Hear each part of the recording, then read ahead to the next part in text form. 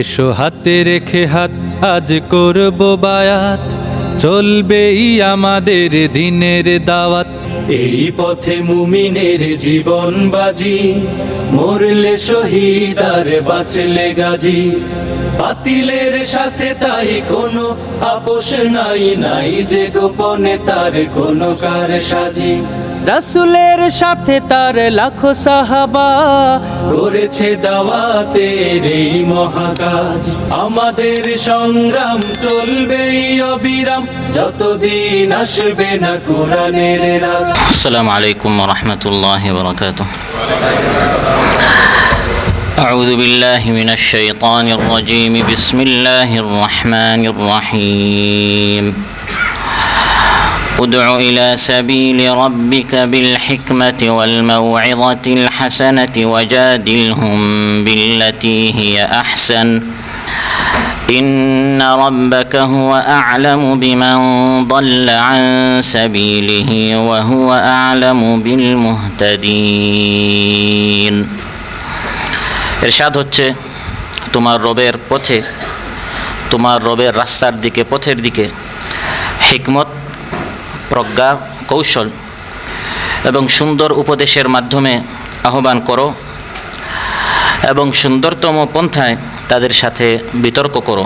নিশ্চয় তোমার রব এটা জানেন যে তার পথ থেকে কে পথভ্রষ্ট হয়, এবং তিনি এটাও জানেন যে কে হেদায়েত প্রাপ্ত হবে। আলহামদুলিল্লাহ ওয়াহদা ওয়াসসালাতু ওয়াসসালামু আলা মান লা নাবিয়্যা বা'দা, আম্মা বা'দ।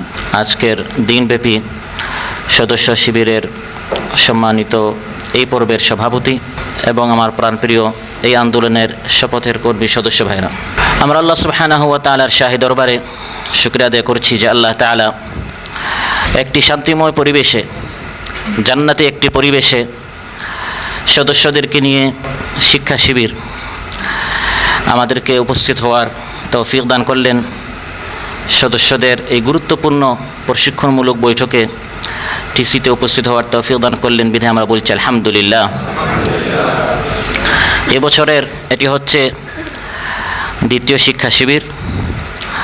প্রথমটি হয়েছিল তখন উন্মুক্ত পরিবেশে দেশে ভাইয়েরা দ্বীনের কাজ করতে পারতেন না, আর আমাদের দ্বিতীয় টিসি এমন সময় হচ্ছে যখন আল্লাহ তাআলা বাংলাদেশে দ্বীনের দাওয়াতের জন্য আবহাওয়া একবার আমাদের অনুকূলে করে দিয়েছেন আলহামদুলিল্লাহ। দীর্ঘদিন পর্যন্ত বাংলাদেশের 56,000 বর্গ মাইলের এই দেশকে দাঈল আল্লাহদের জন্য বিশেষ করে একটি বিস্তীর্ণ কারাগারে পরিণত করা হয়েছিল। হায়নার উল্লাসে প্রতিটি জনপদ প্রকম্পিত হতো, সন্তানহারা মায়ের আর্তনাদ, ভাইহারা বোনের বুবা কান্না, স্বামীহারা স্ত্রীর বিদারী চিৎকার আকাশ বাতাসকে প্রকম্পিত করে আল্লাহর আরশকে পর্যন্ত কাঁপিয়ে তুলে দিয়েছিল। কত নিরপরাধ মানুষকে শুধু আল্লাহর দ্বীনের দিকে দাওয়াত দেওয়ার অপরাধে, দাঈ ইলাল্লাহর ভূমিকা পালন করার অপরাধে বিনা বিচারে হত্যা করা হয়েছে। বিশেষ করে যারা আমাদের সারেতাজ, মাথার মুকুট ছিলেন, দেশের আনাচে কানাচে তাফসীর করেছেন, কোরআনের দার্স প্রদান করেছেন, যাদের জীবনী পড়ে দেখে আমরা অনুপ্রাণিত হই, এই আন্দোলনে আমরা টিকে আছি, সে আমাদের মুরব্বীদেরকে, সংগঠনের প্রধান দায়িত্বশীলদেরকে একে একে ফাঁসির কাস্টে ঝুলানো হয়েছে। দাঈল আল্লাহর ভূমিকা পালন করার কারণে আমাদের কত প্রাণের ভাইদেরকে ক্রসফায়ারের নামে অন্যায়ভাবে খুন করা হয়েছে। প্রিয় ভাইরা, এক সময় ছিল কোরআনের আওয়াজ বাংলাদেশে বন্ধ করে দেওয়ার জন্য চেষ্টা করা হয়েছিল, ইসলামের কণ্ঠকে গলা টিপে হত্যা করার অপচেষ্টা চালানো হয়েছিল। বিগত দিনগুলোতে মুখে ছিল তালা, হাতে ছিল হ্যান্ডকাপ এবং পায়ে বেড়ি পড়ানো হয়েছিল। সেই কারাগারীন জীবন থেকে দাঈল আল্লাহদের জন্য আল্লাহ তাআলা বাংলাদেশের জমিনকে কবুল করেছেন বলে আমাদের মনে হয় আলহামদুলিল্লাহ। এখন উন্মুক্ত পরিবেশে দ্বীনের কথা বলা যায়, দাঈল আল্লাহদেরকে যারা নিষিদ্ধ করতে চেয়েছিল আল্লাহ তাআলা তাদেরকে নিষেধ করে দিয়েছেন। এই ভূমিকার পর এবার আসেন আমার আলোচ্য আয়াতের উপর আমরা আলোচনা উপস্থাপন করব ইনশাআল্লাহ। প্রিয় ভাইরা, আমার মূল আলোচ্য বিষয় হচ্ছে দাঈল আল্লাহ, দাওয়াত ইলাল্লাহ। গোটা বছরব্যাপী আমরা দাওয়াত ইলাল্লাহর যে কাজ করে যাচ্ছি, দাঈল আল্লাহর যে ভূমিকা পালন করেছি, আশা করি আজকের এই আলোচনা আমাদের জন্য পাথেয় হিসাবে কাজ করবে। আল্লাহ তাআলা সবাইকে তৌফিক দান করুন। সম্মানিত ভাইরা, আমি আপনাদের সামনে সূরাতুন নাহল থেকে একটি আয়াত, সূরাতুন নাহলের 125 নম্বর আয়াত তিলাওয়াত করে এর সরল বাংলা অনুবাদ উপস্থাপন করেছি। যে সূরা থেকে আমি তিলাওয়াত করেছি এই সূরার নাম হচ্ছে সূরাতুন নাহল। সূরার নাম কি? নাহল মানে মৌমাছি, নাহল মানে মৌমাছি। কারণ এই সূরার 68 নম্বর আয়াতে আল্লাহ তাআলা মৌমাছি এই প্রাণীর কথা, প্রাণী বিজ্ঞানের কথা আল্লাহ তাআলা এই সূরায় আলোচনা করেছেন। মৌমাছির কথা, গাভীর কথা, পাখির কথা, এই প্রাণী বিজ্ঞান নিয়ে আলোচনা করতে গিয়ে মৌমাছি সম্পর্কে আল্লাহ তাআলা আলোচনা করেছেন।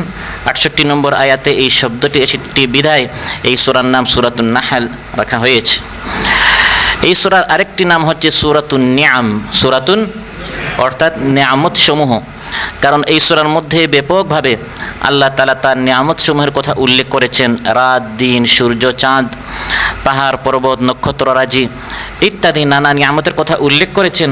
এবং এই সূরার 18 নম্বর আয়াতে আল্লাহ তাআলা বলে দিয়েছেন, ওয়া ইন তাউদ্দু নি'মাতাল্লাহি লা তুহসুহা, আল্লাহর নিয়ামত সমূহ গণনা করতে গেলে তোমরা গণনা করে শেষ করতে।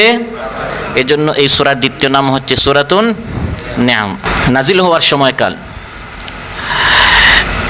এই আয়াতটি এবং এই পুরা সূরাটি নাজিল হয়েছে মক্কি জীবনের এমন এক সময় যখন মুসলমানদের উপর নিপীড়ন নির্যাতন চূড়ান্ত পর্যায়ে পৌঁছে গিয়েছে। এবং নির্যাতনের কারণে বিগত দিনগুলোতে বাংলার জমিনে দাঈল আল্লাহদের জন্য থাকা যেমন কঠিন ছিল, অনেকে দেশ থেকে হিজরত করেছেন। এই কাতারেও আমাদের এখানে অনেক ভাইরা দেশে থাকতে পারেন না, কাতারে কী করেছেন? হিজরত করেছেন। রাসূল সাল্লাল্লাহু আলাইহি সাল্লাম মক্কা থেকে সাহাবা রিদওয়ান আজমাইন তাদেরকে হিজরত করতে প্রথমে হাবশার দিকে যেতে বলেছেন, যা এই সূরার 41 নম্বর আয়াতে এসেছে। হাবশার হিজরতের কথা, ওয়াল্লাযীনা হাজারু ফিল্লাহি মিন বা'দি মা যুলিমু লানুবাউইআন্নাহুম ফিদ দুনিয়া হাসানা। এভাবে দুইবার হাবশা হিজরত করে তৃতীয়বার মদিনায় মুসলমানরা হিজরত করেছেন। এই কঠিন পরিস্থিতিতে মুসলমানদের করণীয় কী এবং এই প্রেক্ষাপটে মুসলমানরা কীভাবে দাওয়াতি কাজ চালিয়ে যাবে, দ্বীনের মিশন চালিয়ে যাবে, ইসলামের আন্দোলন চালিয়ে যাবে, এই বিষয়ে আল্লাহ তাআলা দিক নির্দেশনা এই সূরার মধ্যে দিয়েছেন। এই সূরার বিষয়বস্তু, আলোচ্য বিষয় হচ্ছে শিরককে বাতিল করা, তাওহীদকে প্রমাণ করা, নবীর আহ্বানে সাড়া না দেয়ার অশুভ পরিণতি সম্পর্কে সতর্ক ও উপদেশ দেয়া এবং হকের বিরোধিতা ও তার পথে প্রতিবন্ধকতা সৃষ্টি করার বিরুদ্ধে ভীতি প্রদর্শন করাই এই সূরার মূল আলোচ্য বিষয়। এক কথায় আমরা বলতে পারি তাওহীদ, রিসালাত ও আখিরাত। এবার আসেন মূল ব্যাখ্যার দিকে। এই আয়াতের মূল আলোচ্য বিষয় হচ্ছে দাঈ ইলাল্লাহ, দাওয়াত ইলাল্লাহ, দাওয়াতি কাজের গুরুত্ব, প্রয়োজনীয়তা, দাওয়াতি কাজ কিভাবে, কোন পদ্ধতি ও কৌশলে অবলম্বন করবেন, দাঈ ইলাল্লাহর গুণাবলী, সিফাত ইত্যাদি এই সকল বিষয় এই আয়াতের মধ্যে আলোচনা করা হয়েছে। এই আয়াতের প্রথম শব্দ হচ্ছে উদউ। প্রথম শব্দ কি? এই আয়াতটা আমাদের অনেকেরই মুখস্থ, উদউ ইলা সাবিলি রাব্বিকা বিল হিকমাতি ওয়াল মাউইযাতিল হাসানা। তো আমরা এক একটি শব্দ করে করে আমরা ব্যাখ্যা করব এবং ব্যাখ্যার আলোকে, এই আয়াতের আলোকে আমরা ব্যাখ্যা করতে গিয়ে দাওয়াত ইলাল্লাহ, দাঈ ইলাল্লাহ বিষয়ে আমরা আলোচনা উপস্থাপন করব ইনশাআল্লাহ। উদউ এই শব্দটি দাওয়াহ থেকে এসেছে। দাওয়াত, দাওয়াতের শাব্দিক অর্থ হচ্ছে ডাকা, আমন্ত্রণ জানানো, আহ্বান করা। সূরাতুল বাকারা 186 নম্বর আয়াতে আল্লাহ তাআলা বলেন, উজিবু দাওয়াতাদ দাঈ ইদা দাআন। কেউ যখন আমি আল্লাহকে ডাকে আমি তার ডাকে সাড়া দেই। তাহলে দাওয়াত আদ দাঈ, আহ্বানকারীর আহ্বান, প্রার্থনাকারীর প্রার্থনা, কেউ যখন আমি আল্লাহকে ডাকে, এটাকে বোঝাতে গিয়ে আল্লাহ তাআলা বলেছেন দাওয়াত আদ-দাঈ, দাওয়াত শব্দটি আল্লাহ তাআলা উল্লেখ করেছেন। এই দাওয়াতি কাজের অনেক ফজিলত রয়েছে, গুরুত্ব রয়েছে এবং প্রয়োজনীয়তা রয়েছে। এখন আমি কথা বলবো দাওয়াতি কাজের গুরুত্ব, ফজিলত ও প্রয়োজনীয়তা, এই বিষয়ে 10টা পয়েন্ট উল্লেখ করব ইনশাআল্লাহ। দাওয়াতি কাজের গুরুত্ব, ফজিলত ও প্রয়োজনীয়তা। খুব দ্রুত লিখবেন, কারণ অল্প সময়ের ভিতরে আমাকে বেশ কিছু কথা বলতে হবে ইনশাআল্লাহ। প্রথম হচ্ছে দাওয়াতি কাজের গুরুত্ব। দাওয়াতি কাজ এটা কোনো নফল বা সুন্নত নয়, বরং এটি এমন ফরজ যে এটি আল্লাহ তাআলা আমাদের উপর ফরজ করে দিয়েছেন। এক নম্বর হচ্ছে আল্লাহ তাআলা এটাকে ফরজ করেছেন। সূরাতুল কাসাস 87 নম্বর আয়াত, ওয়াদউ ইলা রাব্বিকা ওয়ালা তাকুনান্না মিনাল মুশরিকিন। আল্লাহ বলেন তোমার রবের দিকে আহ্বান করো, দাওয়াত দাও। পারলে দাওয়াত দাও আল্লাহ বলেন নাই, বরং দাওয়াত দিতে হবে, এটি নির্দেশ, এটি আল্লাহর হুকুম। দাওয়াতি কাজের গুরুত্ব 2 নম্বর হচ্ছে আল্লাহ নিজে দাওয়াত দেন, এটা হচ্ছে দাওয়াতি কাজের বড় একটি গুরুত্ব। সূরাতুল বাকারা 221 নম্বর আয়াত, আল্লাহ তাআলা ইরশাদ করেন ওয়াল্লাহু ইয়াদউ ইলাল জান্নাতি ওয়াল মাগফিরাতি বিইذনিহি। আল্লাহ তাআলা নিজে জান্নাতের দিকে এবং ক্ষমার দিকে দাওয়াত দেন, এবং আল্লাহ নিজে দাওয়াত দেওয়ার জন্য যুগে যুগে নবী পাঠিয়েছেন, কিতাব নাজিল করেছেন। আল কোরআন আল্লাহ তাআলা নাজিল করেছেন মূলত কেন? আমাদেরকে জান্নাতের দিকে আহ্বান, দাওয়াত দেওয়ার জন্য। সুবহানাল্লাহ। তৃতীয় দাওয়াতি কাজের ফজিলত হচ্ছে রাসূল সাল্লাল্লাহু আলাইহি ওয়াসাল্লামের এটি বিশেষ একটি পদবী, লাকাব, ডিগ্রি, কি যে তিনি ছিলেন দাঈ ইলাল্লাহ। সুবহানাল্লাহ।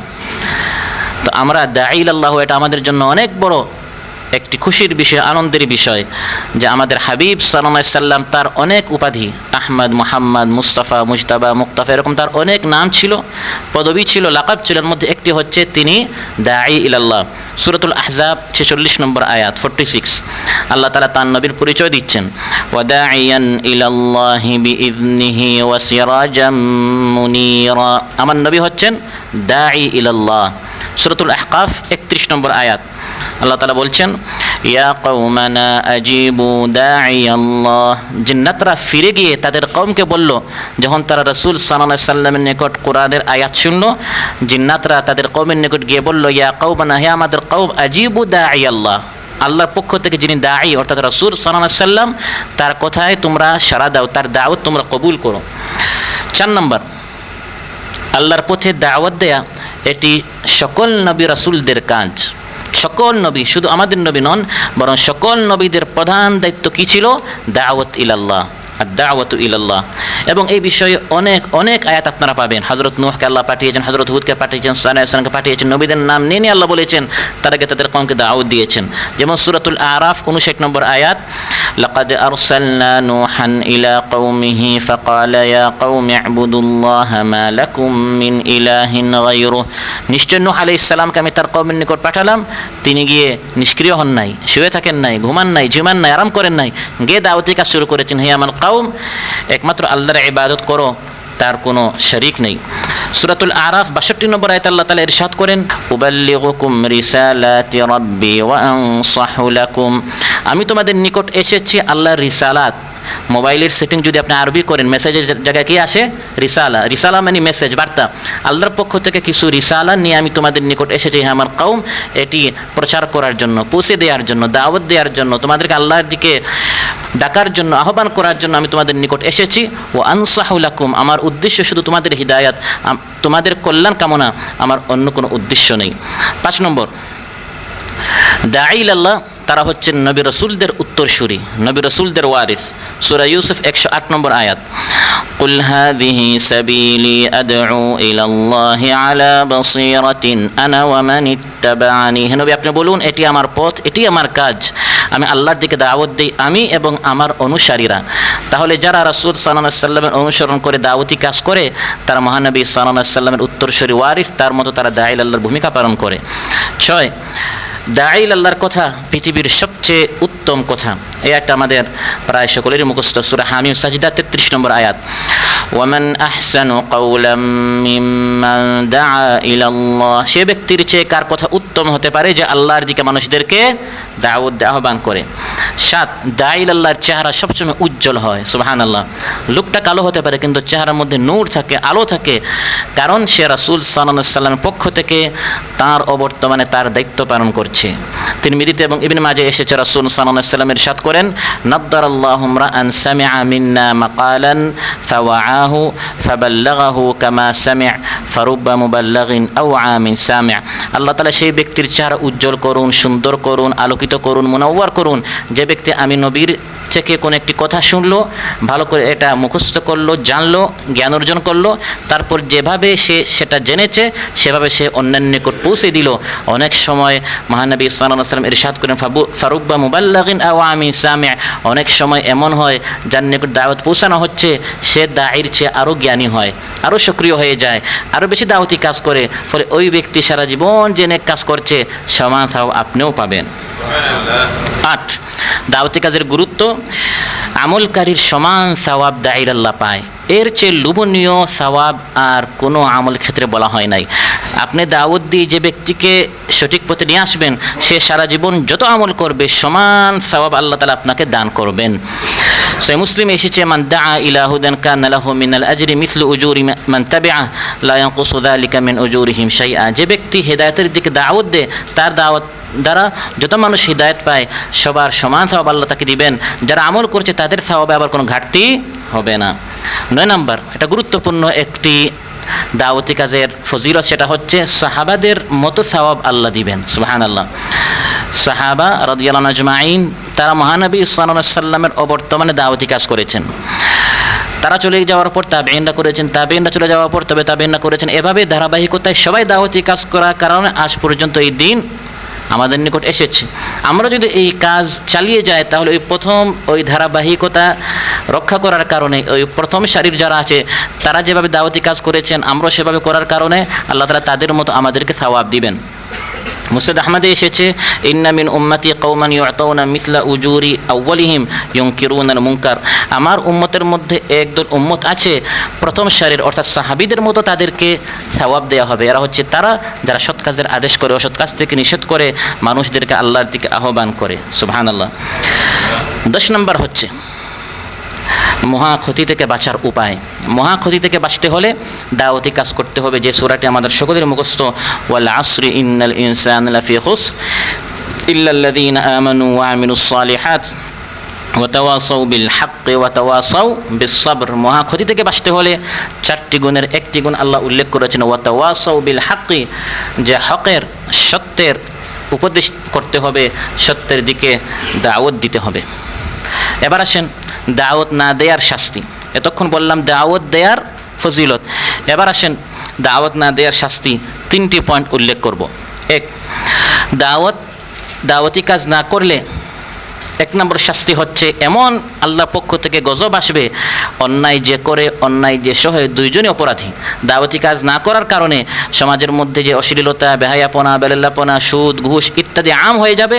শাস্তি যখন আসবে, বন্যা আসবে, ভূমিকম্প আসবে, ভূমিধস আসবে ইত্যাদি, যখন আল্লাহর পক্ষ থেকে শাস্তি আসবে ওই অন্যায়কারীদেরকে পাকড়াও করবে না শুধু, বরং সমাজের সবাইকে সাধারণভাবে গ্রাস করবে।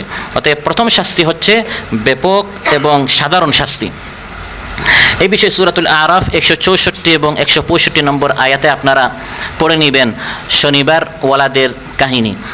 যাদেরকে শনিবারে মাছ মারতে নিষেধ করা হয়েছিল তখন তারা 3 ভাগে বিভক্ত হলো।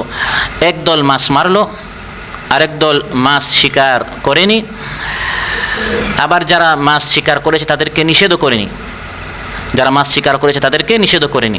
আর তৃতীয় দল তারা মাছ শিকার করেনি, আর যারা মাছ শিকার করেছে তাদেরকে মাছ শিকার করতে বারণ করেছিল, নিষেধ করেছিল। আল্লাহ তাআলা বলেন যখন শাস্তি এসেছে, আনজাইনাল্লাযীনা ইয়ানহাউনা আনিস সু, শুধু যারা বারণ করেছে তারা বেঁচে গেছে, মাছ শিকার করে নাই আবার মাছ শিকার করতে নিষেধ করেছে, এদেরকে আমি বাঁচিয়ে দিয়েছি। আর বাকি 2 দলকে আমি ধ্বংস করেছি। এক দল মাছ শিকার করার কারণে ও আখাদনাল্লাযীনা যালামু, জালিমদেরকে পাকড়াও করেছি। একদল মাছ শিকার করার কারণে আর আরেক দল খামোশ থাকার কারণে, চুপ থাকার কারণে, মাছ শিকার হতে নিষেধ না করার কারণে, দাওয়াতি কাজ না করার কারণে এই দুই দলকে আল্লাহ শাস্তি করেছেন। আমভাবে ব্যাপক শাস্তি এসেছে। এই দুই দলকে আল্লাহ তাআলা একসাথে বানর এবং শূকর বানিয়েছেন। নাউযুবিল্লাহ। আবু দাউদ, তিরমিজি এবং নাসাইতে এসেছে, রাসূল সাল্লাল্লাহু আলাইহি ওয়াসাল্লাম ইরশাদ করেন, ইন্নান নাসা ইযা রাআউ আয-যালিমা ফালাম ইয়াখুযু আলা ইয়াদাইহি আওশাকা আন ইয়াউম্মাহুমুল্লাহু বিইকাবিন মিন।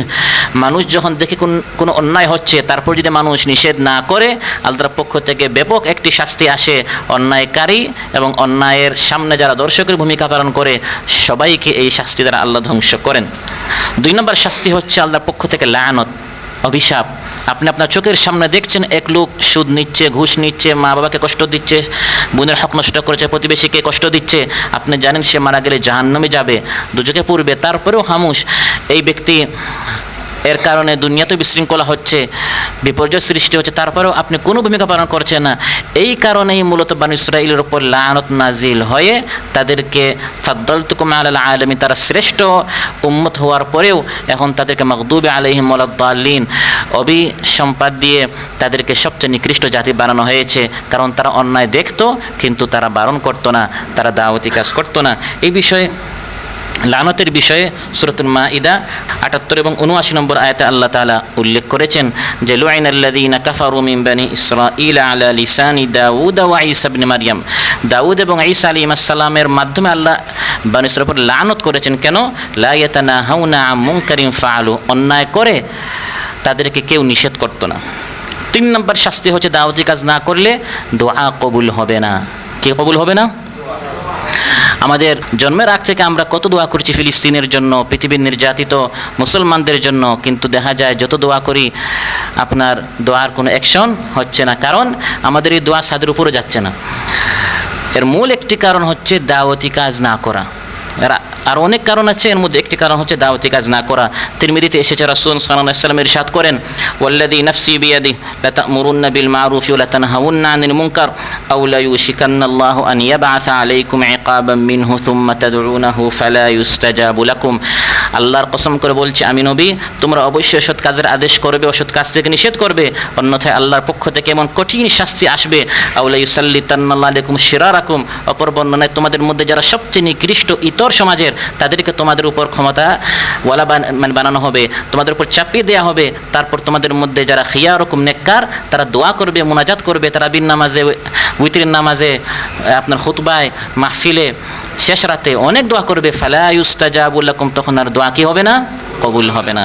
প্রিয় ভাইরা, দাওয়াতি কাজ করার ফজিলত, দাওয়াতি কাজ না করার শাস্তি শোনার পরেও যদি কেউ দাওয়াতি কাজ না করে, আমাদের জেনে রাখতে হবে, আমি আপনি দাওয়াতি কাজ করি বা না করি, জাহান্নামের দিকে শয়তান কিন্তু দাওয়াতি কাজ করেই যাচ্ছে। শয়তানের লকডাউনও নাই, শাটডাউনও নাই, নাইট ডিউটি নাই, লং ডিউটি নাই, গরমের কারণে সমস্যা, দেশের সবাই অসুস্থ, নানা কারণে আমরা দাওয়াতি কাজ বাদ দিই। এই সকল সমস্যা কিন্তু শয়তানের নেই। শয়তান সবসময় জাহান্নামের দিকে দাওয়াতি কাজ করে যাচ্ছে। সূরা ফাতির 6 নম্বর আয়াত, ইন্নামা ইয়াদউ হিজবাহু লিয়াকুনু মিন আসহাবিস সাঈর। আল্লাহ বলেন শয়তান তার দলের লোকদেরকে জাহান্নামের দিকে দাওয়াত দিয়েই যাচ্ছে। এবার যে পয়েন্টের কথা বলবো সেটি হচ্ছে দাওয়াতি কাজ করা এটা কার দায়িত্ব? দাওয়াতি কাজ করা এটা কার দায়িত্ব? 4টি পয়েন্ট উল্লেখ করব। 1, দাওয়াতি কাজ করা এটি ব্যক্তির দায়িত্ব। প্রত্যেক ব্যক্তি হিসাবে আমাদের প্রত্যেকের উপর দাওয়াতি কাজ করা এটি আমাদের দায়িত্ব। সূরাতুল মুমিন বা যেটাকে সূরাতুল গাফির বলা হয় 41-42 নম্বর আয়াতে আল্লাহ উল্লেখ করেছেন, ফিরআউন যখন মূসা আলাইহিস সালামের দাওয়াতকে প্রত্যাখ্যান করলো, তখন সেখানে এক ব্যক্তি ফিরআউনের পরিবারের লোক হয়েও সে একা দাঁড়িয়ে গেল এবং ফিরআউনকে দাওয়াত দেওয়া শুরু করলো। আমার সাথে লোক আসে না নাই সেদিকে তিনি না তাকিয়ে তিনি একাই, তিনি বুঝেছেন যে এটা প্রত্যেক ব্যক্তির দায়িত্ব। তিনি একা দাঁড়িয়ে বলা শুরু করলেন, ওয়া কওমি মা লি আদউকুম ইলান নাজাতি ওয়া তাদউনানি ইলান নার। হে আমার কওম, তোমাদের কি হলো? আমি তোমাদেরকে দাওয়াত দিচ্ছি নাজাতের দিকে, মুক্তির দিকে, আর হে ফিরআউন, হে আমার কওম, তোমরা আমাকে দাওয়াত দিচ্ছ জাহান্নামের দিকে। তাহলে প্রত্যেক ব্যক্তির দায়িত্ব। 2, সংগঠনের দায়িত্ব। সূরা আলে ইমরান 104 নম্বর আয়াত, দাওয়াতি কাজ করা সংগঠনের দায়িত্ব। ওয়ালতাকুম মিনকুম উম্মাতুন ইয়াদউনা ইলাল খায়র। আল্লাহ তাআলা ইরশাদ করেন তোমাদের মধ্যে অর্থাৎ পুরা উম্মতের মধ্যে এক দল থাকতে হবে। এখান থেকে বোঝা যায় আলাদা সংগঠন দাওয়াতি কাজের জন্য থাকতে হবে। অনেকে বলে এগুলো ইসলামে না, এগুলো বেদাত। আপনারা দেখবেন অনেক শেখরা বলে। এই আয়াতের মধ্যে আল্লাহ স্পষ্ট বলছেন ওয়ালতাকুম মিনকুম, তোমাদের সবার মধ্যে উম্মাতুন, এক দল থাকতে হবে। সবার মধ্যে আলাদা এক দল থাকবে, এটা আলাদা কোনো দল বানানো নয়, বরং একটা বিশেষ দায়িত্ব দেয়া। এক দল থাকতে হবে, তাদের মূল কাজ হচ্ছে ইয়াদউনা ইলাল খায়র, কল্যাণের দিকে, মুক্তির দিকে, খায়রের দিকে তারা সবসময় দাওয়াত দিয়ে যাবে। দাওয়াতি কাজ করা, এটার জন্য সংগঠন থাকলে কাজ করাটা সহজ হয় না কঠিন হয়? সহজ হয়। এই বিষয়ে আপনারা দেখবেন সূরা ইয়াসিনে 13 নম্বর আয়াত থেকে 29 নম্বর আয়াত পর্যন্ত একটা ঘটনা আল্লাহ উল্লেখ করেছেন। প্রথমে আল্লাহ 2 জন নবীকে পাঠিয়েছেন, তারপর এই দলটাকে আরও শক্ত করেছেন আরেকজন দিয়ে। মোট কয়জন হলো? এই তিনজন একটা সংগঠন হয়ে জামাতিভাবে তারা দলবদ্ধ হয়ে তারা দাওয়াত পেশ করেছেন। ইয আরসালনা ইলাইহিম ইসনাইনি ফাকাযযাবুহুমা ফাআজ্জাজনা বিসালিস। আল্লাহ বলেন প্রথমে 2 জন পাঠালাম যাতে তাদের দাওয়াত প্রত্যাখ্যান করলো। ফাআজ্জাজনা বিসালিস, এই 2 জনকে আমি শক্ত করলাম 3 জন দিয়ে। সুবহানাল্লাহ। তাহলে সদস্য যত বাড়বে, কর্মী যত বাড়বে, সহযোগী যত বাড়বে, সংগঠন তত কী হবে? ফাআজ্জাজনা বিসালিস। আল্লাহ বলেন জনশক্তি বাড়িয়ে, নবী আরেকজন বাড়িয়ে আমি এই দলটাকে আমি আরও শক্তিশালী করলাম। সূরা তাহা 29 থেকে 35 নম্বর আয়াত আপনারা পড়বেন। সংগঠনের দায়িত্ব এবং দাওয়াতি কাজের জন্য সংগঠনের অপরিহার্যতা।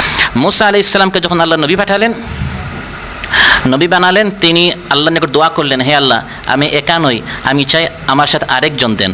ওয়াজআল লি ওয়াজিরাম মিন আহলি হারুন আখিশদুদ বিহি আজরি ওয়া আশরিকহু ফি আমরি। হে আমার রব, আমার পরিবার থেকে আমার একজন সহযোগী দেন। এবং প্রস্তাব করছে আমার ভাই হারুনকে।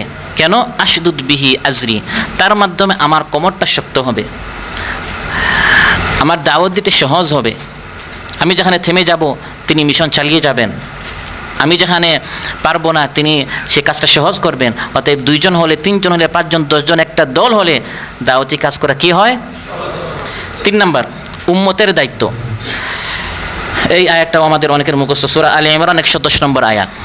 কে বলতে পারবেন কোন আয়াত?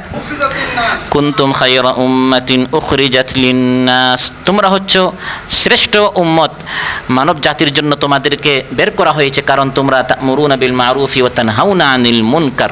4 নম্বর হচ্ছে দাওয়াতি কাজ করা পুরুষদের দায়িত্ব এবং মহিলাদের দায়িত্ব, ভাইদের দায়িত্ব, বোনদের দায়িত্ব, নর নারী সবার দায়িত্ব। সূরা তাওবা 71 নম্বর আয়াত। আল্লাহ তাআলা বলেন ইমানদার নরনারী তারা সবাই পরস্পর সহযোগিতা করে কোন কোন কাজে? আল্লাহ এর মধ্যে উল্লেখ করেছেন ইয়া'মুরুনা বিল মারুফি ওয়া ইয়ানহাউনা আনিল মুনকার। এজন্য আমাদের সংগঠন আলহামদুলিল্লাহ, যেরকম আমাদের পুরুষদের মধ্যে আমরা কাজ করছি, আমাদের বিভিন্ন বিভাগের মধ্যে উল্লেখযোগ্য একটি বিভাগ হচ্ছে মহিলা বিভাগেও দাওয়াতি কাজ চলছে আলহামদুলিল্লাহ। এবার আসেন দাওয়াতের সময়সীমা। দাওয়াতের সময়সীমা, কোন সময় দাওয়াত দিব? রমজানে না? অনেকে বলে ভাই রমজানটা যাক, এতদিন গরম ছিল, গরমটা যাক, তার মানে গরমটা দাওয়াতি কাজের সময় না। এখন আমি জেলে আসি, জেল থেকে বের হই, তারপর শুরু করব। এখন আমার ডিউটি অনেক হার্ড ডিউটি শেষ হোক, তারপর মানে হার্ড ডিউটির সময় দাওয়াতি কাজ নেই। দাওয়াতি কাজের সময়সীমা হচ্ছে রাত দিন 24 ঘন্টা, সব সময় দাওয়াতি কাজ করতে হবে, এর কোনো সময়সীমা নেই। দলিল হচ্ছে সূরা নূহ 5 নম্বর আয়াত। ক্বালা রাব্বি ইন্নী দাউতু কওমি লাইলান ওয়া নাহারা। তিনি বলেন হে আল্লাহ আমি আমার কওমকে দাওয়াত দিয়েছি রাতে এবং দিনে। এবার আসেন দাওয়াতি কাজের স্থানের পরিধি। আগে জানলাম সময়, এবার জানি স্থান। দাওয়াতি কাজ আমরা কোন স্থানে দিব? বা এখন আমরা প্রবাসী আছি, দেশে যাই তারপর দাওয়াতি কাজ শুরু করব, এটা বলার কোনো সুযোগ নেই। দাওয়াতি কাজের স্থান হচ্ছে গোটা পৃথিবী, যেখানেই থাকেন সেখানে আপনাকে দাওয়াতি কাজ করতে হবে। জেলে হন, বাইরে হন, ডিউটিতে হন, রুমে হন, সাইটে হন, গাড়িতে হন, বাড়িতে হন, যেখানে হন না কেন, সর্বাবস্থায়, ঠান্ডা গরম ঝড় বৃষ্টি, সর্বাবস্থায় সর্বস্থানে আমাদেরকে দাওয়াতি কাজ চালিয়ে যেতে হবে। দাওয়াতি কাজের স্থানের পরিধি গোটা পৃথিবী। এর অনেক দলিল, এর মধ্যে একটি হচ্ছে সূরা ইউসুফ 39 নম্বর আয়াত। ইউসুফ আলাইহিস সালাম জেলে গিয়ে এটা বলেন নাই জেল থেকে বের হই তারপর, বরং ওই জেলের মধ্যে সাথী দয়কে তিনি দাওয়াত দেওয়া শুরু করলেন। ঘটনা আপনার পড়ে নেবেন, সেদিকে আমি যাচ্ছি না। এবং আমাদের এখানেও অনেক ভাইরা আছেন যারা এক সময় বিরোধী অনেক আদর্শে তারা বিশ্বাসী ছিল। জেলে গিয়ে আমাদের ভাইয়েরা জেলগুলোকে দাওয়াতি ইউনিট মানে বানাবার কারণে সেই জেলখানা থেকে দাওয়াত পেয়ে এখন এই কাতারে আমাদের অনেক ভাইরা তারা বলেন যে ভাই আমরা এক সময় বিরোধী শক্তিতে ছিলাম, ওই জেলের দাওয়াত গ্রহণ করে আমরা এই সংগঠনে এসেছি। এবার আসেন দাওয়াতের বিষয়বস্তু। দাওয়াতের মূল বিষয়বস্তু হচ্ছে কোরআন এবং সুন্নাহ, এবং এই বিষয়ে আমার আলোচ্যাত আল্লাহ তাআলা দ্বিতীয় বাক্যে বলছেন ইলা সাবিলি রাব্বিক উদউ ইলা সাবিলি রাব্বিক। এই ইলা সাবিলি রাব্বিক এটা হচ্ছে দাওয়াতের বিষয়বস্তু, তোমার রবের পথের দিকে, আল্লাহর পথ, এটি হচ্ছে দাওয়াতের মূল বিষয়। আমরা নিজের দিকে নয়, পীর বাবার দিকে নয়, হাজা বাবার দিকে নয়, দাদা নানা কি বলেছে, নেতা নেত্রী কি বলেছে, এটা আমাদের দাওয়াতের মূল বিষয়বস্তু নয়। সাবিলি রাব্বিক, আল্লাহর পথের দিকে। আল্লাহর পথ বলতে আত-তারিকুল মুসিলু ইলাল্লাহ, আল্লাহ পর্যন্ত পৌঁছে দেয় যে রাস্তা, সেটা হচ্ছে সাবিলুল্লাহ।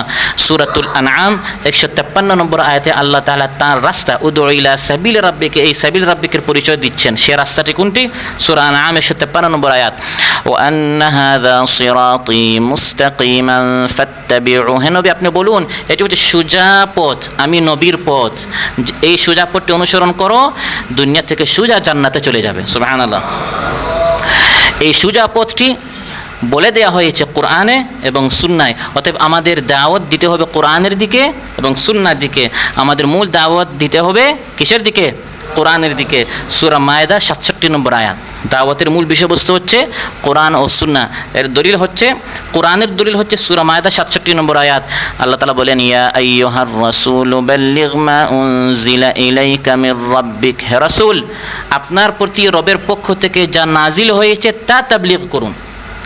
তার মানে কি পৌঁছাবেন, দাওয়াত কি দিবেন, বিষয়টা কি সেটা আল্লাহ বলে দিয়েছেন। শুধু তাবলীগ করলে হবে না, শুধু দাওয়াত দিলে হবে না, ওই কিচ্ছা কাহিনী কারামত এবং ইত্যাদি এগুলো তাবলীগ করতে আল্লাহ বলেন নাই। বাল্লিগ বিষয়টা কি হবে? মা উনজিলা ইলাইকা মির রাব্বিক, আপনার রবের পক্ষ থেকে যা নাজিল হয়েছে সেই কোরআন আপনি তাবলীগ করুন। আর 2 নম্বর বলেছিলাম কোরআন এবং 2 নম্বরটা কি?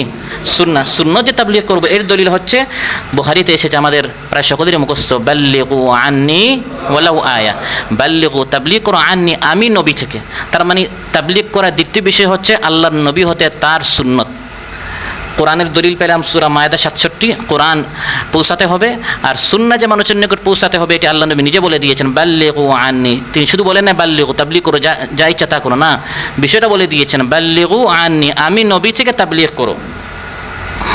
অতএব কোরআন সুন্নাহ হচ্ছে সাবিলুল্লাহ, উদউ ইলা সাবিলি রাব্বিক, আল্লাহর রাস্তা। ওই আল্লাহর রাস্তার দিকে দাওয়াত দেওয়া হচ্ছে আদ-দাওয়াতু ইলা সাবিলিল্লাহ, এবং আল্লাহর দিকে দাওয়াত দিতে এই পথে খরচ করাকে বলা হয় ইনফাক ফি সাবিলিল্লাহ।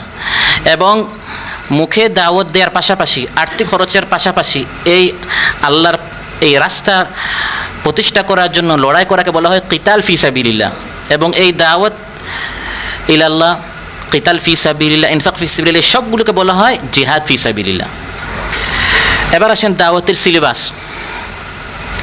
দাওয়াতের সিলেবাস হবে কোরআন, কোরআন দিয়ে কোরআনের দিকে দাওয়াত দেয়া, একটা হচ্ছে দাওয়াতের বিষয়বস্তু, আর আরেকটা হচ্ছে সিলেবাস। বিষয়বস্তু অর্থাৎ কিসের দিকে? কোরআন সুন্নাহর দিকে। এখন কোরআন সুন্নাহর দিকে দাওয়াত দেবেন কি দিয়ে? ওই কোরআন সুন্নাহ দিয়ে।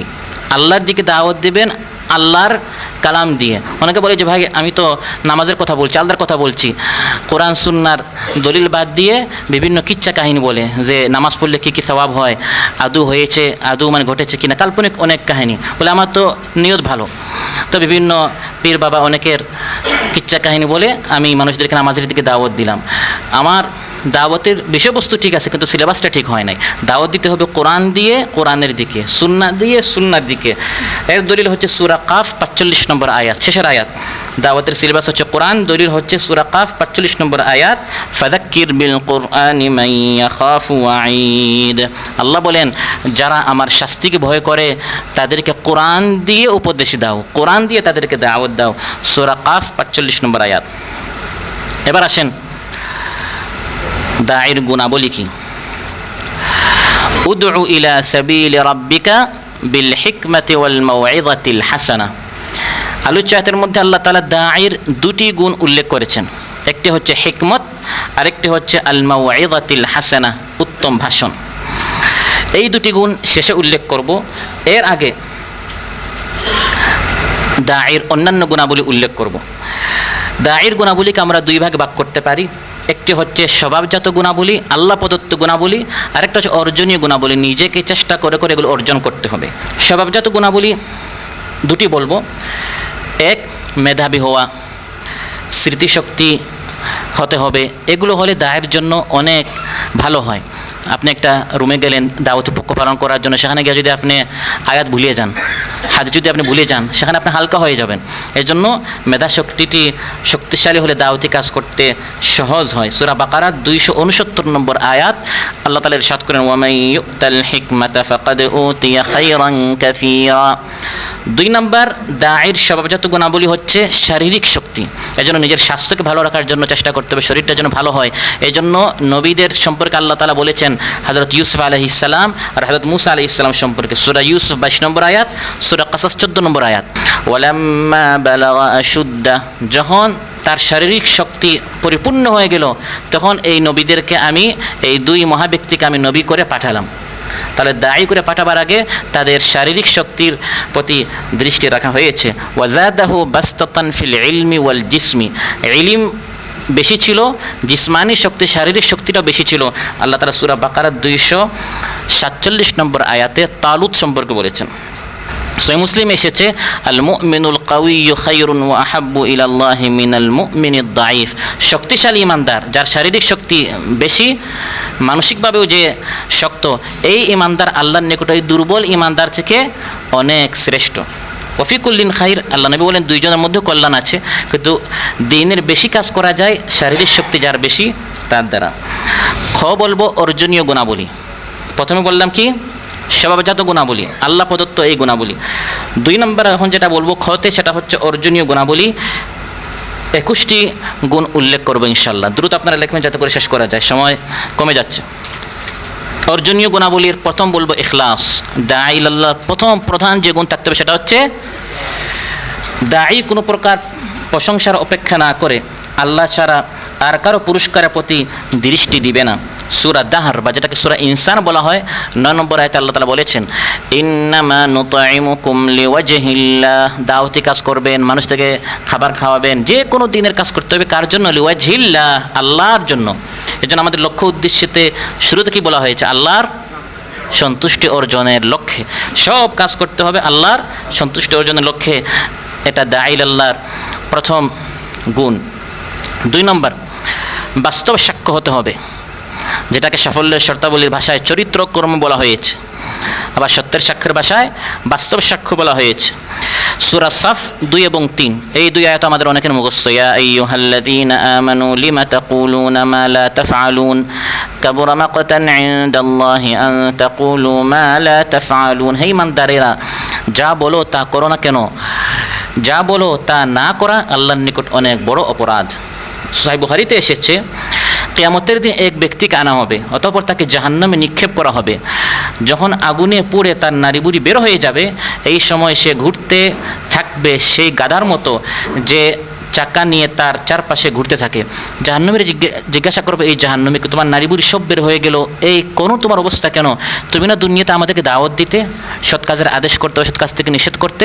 সে বলবে, কুনতু আমুরুকুম বিল মারুফি ওয়ালা আতি ওয়া আনহাকুম আনিল মুনকারি ওয়া আতি। তোমাদেরকে দাওয়াত দিতাম, সৎ কাজের আদেশ করতাম, নিজে করতাম না। তোমাদেরকে অসৎ কাজ থেকে নিষেধ করতাম এবং নিজে এগুলো করতাম।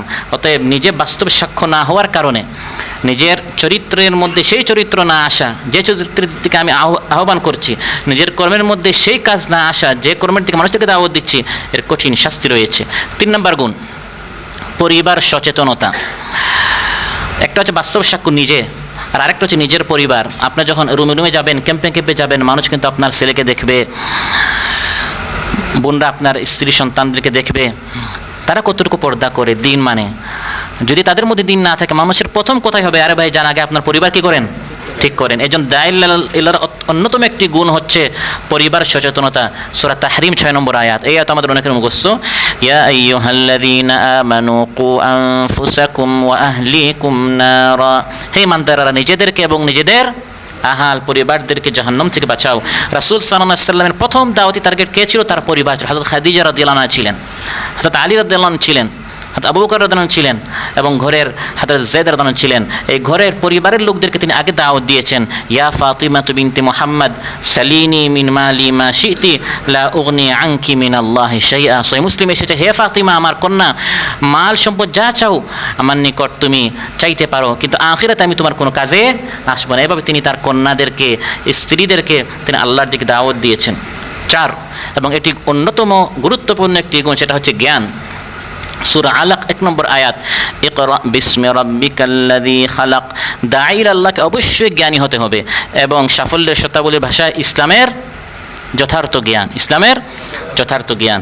কোরআনের ইলম থাকতে হবে, হাদিসের জ্ঞান থাকতে হবে, তাজউইদ সম্পর্কে জ্ঞান থাকতে হবে, ঈমান আকীদা সম্পর্কে জ্ঞান থাকতে হবে, রাসূল সাল্লাল্লাহু আলাইহি সাল্লামের সিরাত সম্পর্কে, রিসালাত সম্পর্কে জ্ঞান থাকতে হবে, আমলিয়াত সম্পর্কে, ফিকহের মাসাইল সম্পর্কে জ্ঞান থাকতে হবে। আপনি যে আন্দোলন করেছেন এই আন্দোলন সংগঠন সম্পর্কে আপনার জ্ঞান থাকতে হবে। যে দাওয়াতি কাজ করেছেন এই দাওয়াতি কাজের গুরুত্ব কী, পদ্ধতি কী, কৌশল কী, এগুলো আপনাকে জানতে হবে। মানুষের মনস্তাত্ত্বিক, সামাজিক, ভৌগোলিক, রাজনৈতিক, অর্থনৈতিক অবস্থা সম্পর্কে আপনার জ্ঞান থাকতে হবে। সমকালীন দেশের ও বিশ্বের পরিস্থিতি সম্পর্কেও আপনার জ্ঞান থাকতে হবে। দেশে কি হচ্ছে, ইউরোপে কি হচ্ছে, আমেরিকা কি হচ্ছে, এগুলো জ্ঞান থাকতে হবে। দাঈ ইলাল্লাহ, যে ব্যক্তি ইসলামী জীবন ব্যবস্থা কায়েম করতে চায় তাকে সর্বপ্রথম যে জিনিসটি কায়েম করতে চায় তা জানতে ও বুঝতে হবে। এই কাজের জন্য ইসলামের নিছক সংক্ষিপ্ত জ্ঞান যথেষ্ট নয়, বরং কমে বেশি বিস্তারিত জ্ঞানের প্রয়োজন। দাঈকে অবশ্যই ইসলামের আকীদা বিশ্বাসকে, জাহিলি চিন্তা কল্পনা ও ইসলামী কর্মপদ্ধতিকে জাহিলিয়াতের নীতি পদ্ধতি থেকে আলাদা করে জানতে হবে এবং জীবনের বিভিন্ন বিভাগে ইসলাম মানুষকে কী পথ দেখিয়েছে সে সম্পর্কে অবগত হতে হবে। বিরুদ্ধবাদীদের সকল প্রকার সন্দেহ সংশয় নিরসন করতে হবে, তাদের প্রশ্নের যুক্তিপূর্ণ ও সন্তোষজনক জবাব দিতে হবে। ইসলামের আলোকে জীবনের বিভিন্ন সমস্যাবলীর সমাধান করতে হবে। ইসলামী দৃষ্টিকোণ থেকে শিক্ষা ও শিল্পকে নতুন সাঁচে ঢালাই করে বিন্যস্ত করতে হবে। ইসলামের অনাদি ও চিরন্তন ভিত্তির উপর একটি নতুন সভ্যতা সংস্কৃতির প্রাসাদে গড়ে তুলতে হবে। এই জন্য অনন্য যোগ্যতা, ইলম, জ্ঞানের অধিকারী দাঈ ইলাল্লাহকে হতে হবে। যেটা আমাদের সংগঠন ও প্রশিক্ষণে বিস্তারিত লেখা আছে না, যাবতীয় জাহেলিয়াতের মোকাবেলা করার, চ্যালেঞ্জ করার যোগ্যতা আমাদের কি করতে হবে? 5 দাঈ ইলাল্লাহর অন্যতম একটি গুণ হচ্ছে ইয়াকিন, যেটাকে সাফল্যের শর্তাবলীতে বলা হয়েছে ইসলামের প্রতি অবিচল বিশ্বাস। সূরা হুজুরাত 15 নম্বর আয়াতের দলিল রয়েছে, সুম্মা লাম ইয়ারতাবু। দাঈ ইলাল্লাহ এক পা সামনে 2 পা যদি পিছনে যায়, এভাবে সে তার কাজে কি হবে না? সফল হবে না। দাঈ যে দ্বীনের ভিত্তিতে জীবন ব্যবস্থা গড়ে তুলতে চায় তার উপর নিজেকে অবিচল ঈমান রাখতে হবে। ওই জীবন ব্যবস্থার সত্যতা, নির্ভুলতা সম্পর্কে তার নিজের মন নিঃসংশয় হতে হবে। যে ব্যক্তির মন দুদুল্যমান, যার চিন্তা একাগ্র নয়, চিন্তাকর্মের বিভিন্ন পথ যাকে বিভ্রান্ত করে, সে ধরনের কোনো লোক এই কাজের উপযোগী হতে পারে না। তাকে নিঃসংশয় চিত্তে বিশ্বাস করতে হবে রাসূল সাল্লাল্লাহু আলাইহি সাল্লামের আদর্শই শ্রেষ্ঠ আদর্শ এবং ওই আদর্শের দিকে আমি দাওয়াত দিচ্ছি, এটাই সত্য। কেউ মানুক বা না মানুক, এভাবে দৃঢ়তার সাথে দ্বীনের দিকে দাওয়াত দিয়ে যেতে হবে। 6 নম্বর গুণ হচ্ছে সাহস। সাহসী হতে হবে। ভয় পেলে মানুষ কি বলবে, ভাই বোন কি বলবে, এভাবে যদি আপনি ভয় করেন দাওয়াতি কাজ করতে পারবে না। বন্ধুরা যদি হাসাহাসি করে আমার ফোরম্যান কী বলবে, ক্যাম্পাস কী বলবে, এত মানুষের কথা নিয়ে যদি আপনি ভাবেন, দাঈ ইলাল্লাহ দাওয়াতের কাজ করতে বেশি ভীতু যারা, আল্লাহ কোরআনের মধ্যে বলেছেন আমি তাদেরকে সরিয়ে দিব, আরেক দল নিয়ে আসবো যারা দাওয়াতি কাজ করতে কাউকে ভয় পায় না। সূরা মায়েদা 54 নম্বর আয়াত, আল্লাহ তাআলা বলেন যারা দিন থেকে পিছপা হবে, মাইয়ারতাদ্দা মিনকুম আন দীনি, দাওয়াতি কাজ করতে চায় না, দ্বীনের কাজ করতে চায় না, আল্লাহ তাআলা আরেক দল নিয়ে আসবেন যারা সত্য কথা বলেই যাবে, দাওয়াতি কাজ করেই যাবে। লা ইয়াখাফুনা লাউমাতা লাইম, কোনো নিন্দুকের নিন্দা, সমালোচকের সমালোচনা, তিরস্কারকারীর তিরস্কার তারা ভয় পায় না। সুবহানাল্লাহ। বুখারী মুসলিম এসেছে, হযরত উবাদা বিন সামিত রাদিয়াল্লাহু আনহু বলেন আমরা রাসূল সাল্লাল্লাহু আলাইহি সাল্লামের বায়াত করেছি, বায়াত রাসূল সাল্লাম। সেই বায়াতের কয়েকটা বিষয়ের মধ্যে একটি হচ্ছে ওয়া আন নাকুলাল হক, আমরা সত্য বলেই যাব, সত্য প্রচার করেই যাব, সত্যের দিকে আহ্বান করেই যাব। আইনামা কুনা, যেখানেই থাকি না কেন, লা নাখাফু ফিল্লাহি লাউমাতা লাইম, কাউকে আমরা ভয় করব না। সমালোচনা একদম মানুষ করবেই, ওই সমালোচকের সমালোচনা দাঈলাল্লাহ কি করে না, ভয় করে না। পুরা কোরআন মানুষের নিকট পৌঁছাবো। কিছু অংশ এমন আছে দাওয়াত দিলে মানুষ গ্রহণ করবে, আর কিছু অংশ এমন আছে সুদখোরের ভালো লাগবে না, ঘুষখোরের ভালো লাগবে না, বেনামাজির ভালো লাগবে না, জালিমের ভালো লাগবে না। তাই বলে আমি কি গোপন করে ফেলবো? না। সূরা আরাফ 2 নম্বর আয়াত আল্লাহ বলেন, এই কিতাব আপনার উপর নাজিল করেছি ফালা ইয়াকুন ফি সাদরিকা হারাজুন, আপনার মনে যেন সংকোচ না থাকে, ভয় না থাকে। এটা বললে, এই কথা দিক দাওয়াত দিলে মানুষ কি বলবে না, সাহসী হতে হবে, এই সকল ভয়ভীতি বর্জন করতে হবে। 7 নম্বর গুণ হচ্ছে দৃঢ় ইচ্ছা শক্তি ও মনোবল থাকতে হবে, ভেঙ্গে পড়া যাবে না। মানুষ সাল্লাম তাইফে গেলেন, ভেঙ্গে পড়েন নাই, রক্তাক্ত হয়েছেন, কষ্ট পেয়েছেন, কিন্তু তিনি নিষ্ক্রিয় হয়ে যাননি। উহুদে তিনি কষ্ট পেয়েছেন, এখন আর তাকে কোনো বৈঠকে পাওয়া যায় না, এমন কি হয়েছে? না। দাঈলাল্লাহ বিভিন্ন পরিস্থিতির সামনে আসতে পারে, তাই বলে নিষ্ক্রিয় হবে না, ছিটকে পড়বে না। সূরা আলে ইমরান 146 নম্বর আয়াতে আল্লাহ বলেন, আগের অনেক নবীরা পৃথিবীতে এসেছেন, মার খেয়েছেন, এমনকি তাদেরকে হত্যা করা হয়েছে। ফামা ওয়াহানু লিমা আসাবাহুম ফি সাবিলিল্লাহি ওয়া মাস্তাকানু, তারা দুর্বল হন নাই, ভেঙ্গে পড়েন নাই, নিষ্ক্রিয় হন নাই, তারা এই পথ থেকে সরে যাননি। এভাবে দৃঢ় ইচ্ছা শক্তি নিয়ে থাকতে হবে, যত কঠিন ঝড় তুফান আসুক না কেন দাঈলাল্লাহ এই পথ থেকে ছিটকে পড়বে না।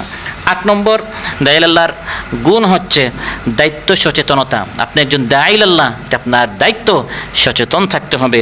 সহিহ বুখারীতে এসেছে, আলা কুল্লুকুম রাইন ওয়া কুল্লুকুম মাসউলুন আন রাইয়াতি, সবাই দায়িত্বশীল এবং নিজের দায়িত্ব সম্পর্কে সবাই আল্লাহর সামনে কি হবে, জিজ্ঞাসিত হবে।